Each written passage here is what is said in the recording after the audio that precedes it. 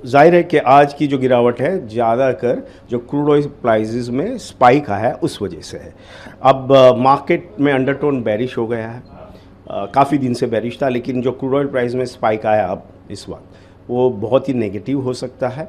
अगर ये लंबा चला तो उसका नेगेटिव इम्पैक्ट हमारी ओवरऑल इकोनॉमिक ग्रोथ यानी जीडीपी ग्रोथ पे आ सकता है और उस वजह से मार्केट में थोड़ा मंदी का माहौल छाया हुआ है। उम्मीद रखते हैं जब तक ये सिचुएशन रिजॉल्व नहीं होती यानी डिफ्यूज़ नहीं होती, क्रूड ऑयल प्राइसेस फिर से 75 के लेवल पर नहीं आ जाते, तब तक ये कहना मुश्किल होगा कि आगे चल के क्या होगा। उम्मीद यही रखते हैं सिचुएशन जल्दी से नॉर्मल हो जाए।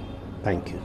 देखिए, पिछले 8 दिनों से जो ईरान और यूएस और इजराइल का जो युद्ध चल रहा है, तो अभी भी वो कहीं पे थमता हुआ दिख नहीं रहा है। शुरुआत में ये आशंका थी कि भाई 4-5 दिनों में जो है और ईरान अपने हथियार डाल देगा और एक सुलह हो जाएगी, लेकिन जब वो एक सप्ताह के ऊपर हो गया और अभी ये दिख रहा है कि स्केल अभी और बढ़ते जा रहा है ना। और कोई भी पक्ष जो है वो पीछे हटने को तैयार नहीं या सुलह करने को तैयार नहीं है।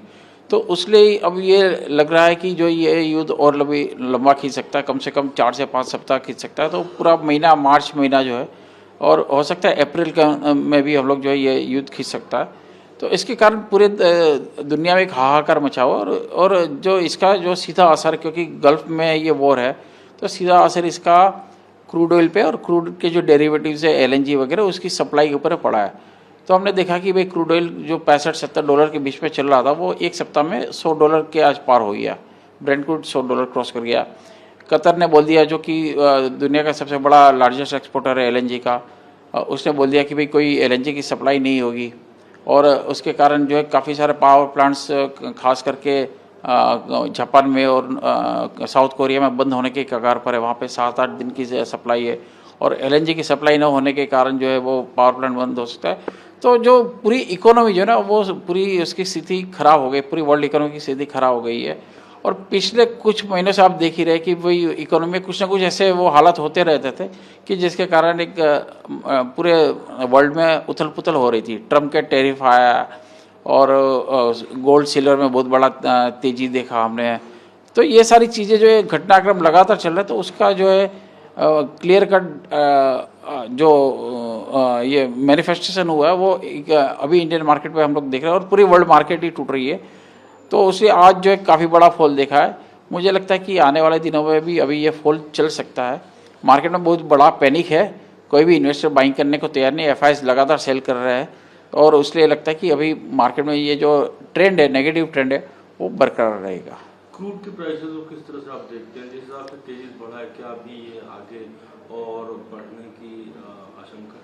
देखिए, पिछले दिनों कतर से कोई स्टेटमेंट आया था, उनका कहना था कि क्रूड ऑयल $150 तक जा सकता है। तो अगर जिस हिसाब से हालत बने हुए, कोई भी रेट आना मतलब लग रहा है कि हो सकता है। और गोल्ड और सिल्वर की प्राइसेस का क्या रुझान देखते हैं?